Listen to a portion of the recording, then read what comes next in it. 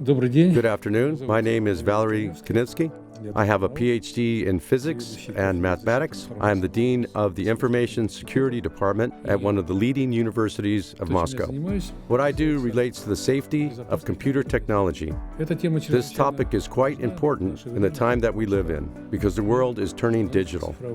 Digital economy and digital services emerge, but our computers remain unprotected. Something has to be done about this problem.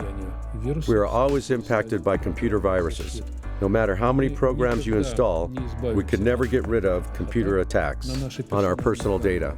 We are living in a glass house. Why? Because any malicious task can be done. We cannot perfect computers through programs if there are shortcomings in its very architecture. That means we have to come up with new architecture. If we are to consider what the new computer architecture would look like, I guess we'd have to begin with the architecture that is accepted today. Here we go. Command memory, data memory, they interact through bilateral arrows with something that I call a calculating device. The calculating device interacts with input-output units.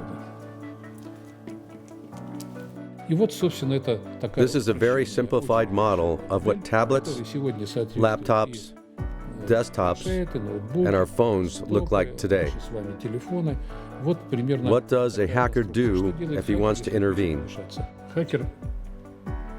He maliciously attempts to interrupt these data flows. If he manages to do that, the command memory and the data memory are both impacted. The virus has already impacted your computer. If it is already there, it's practically impossible to get rid of it. What can you do to prevent that from happening? If we do not want the hacker's influence to affect the command memory and the data memory, we must make this arrow unilateral. We need the data flow to go from the two memory blocks to the calculating device. In that case, our computer is secure. However, that way it loses universality because now you cannot change commands or data even within the same session. We do not have to fear the hacker anymore. We can simply eliminate his influence.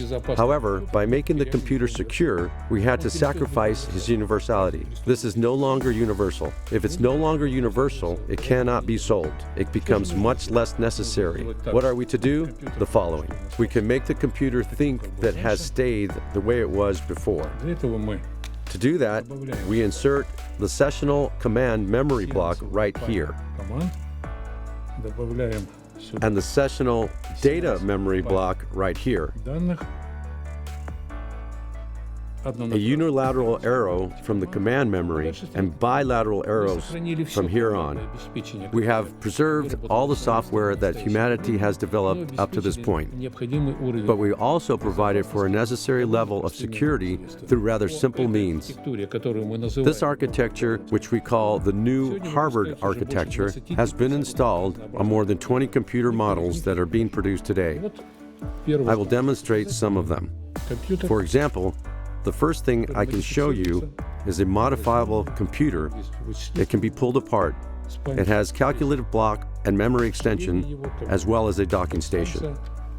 The docking station does not contain any information. It's all stored here. Therefore, you can carry this thing on you and securely leave your docking station on your desk if you want. Such a model is widely used in the credit and finance industry. It abides by all regulatory requirements and provides the necessary levels of output and security. I can also show you a client computer. It is created using the same technology with a different form factor and different sets of ports. But in the middle, it is the exact same thing. We have a computer with high level of virus immunity. It cannot be contaminated via a different computer and provides the necessary conditions for the work of all security systems that we need in our lives today. It can also show you a computer that has been created for technology networks. This is a small box measuring about 100 millimeters by 100 millimeters. It is installed in ATMs, on public transport, and automated flying devices. It is a rather popular model that is now becoming more and more widespread. Now a question arises. What are we to do with the computers that we have working for us right now? There are tens and hundreds of millions of computers that are working all over the world right now. Throwing them away is not the best solution. I believe we can find a way to enhance their architecture. Just a little bit to make them a little more secure and preserve universality at the same time. We have created a small plate, a small addition to the architecture of the computer that performs all the same functions we discuss. These are the functions that make a computer secure but also keep it universal.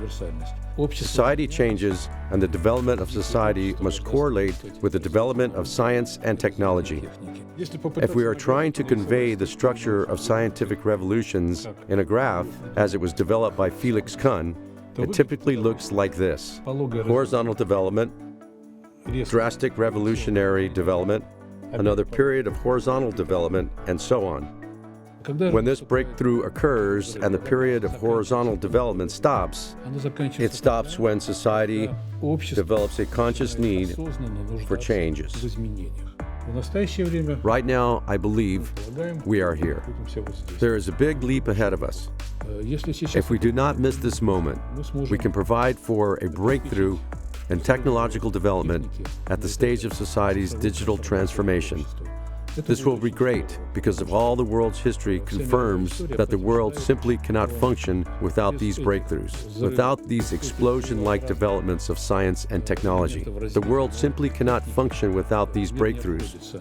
Many years ago, the Romans came up with a system of roads, and the economy of the empire made a huge leap ahead. Then, however, bandits became a danger on these roads. England came up with a navy and became a world empire. On all the seas and all the oceans, the transport and movement went through transportation arteries created by the British Empire. However, pirates soon became a thing.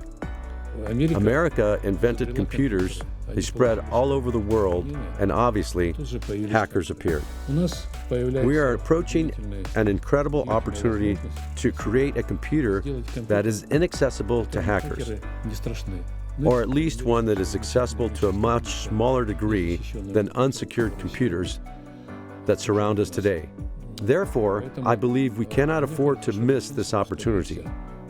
We can make the next technological leap.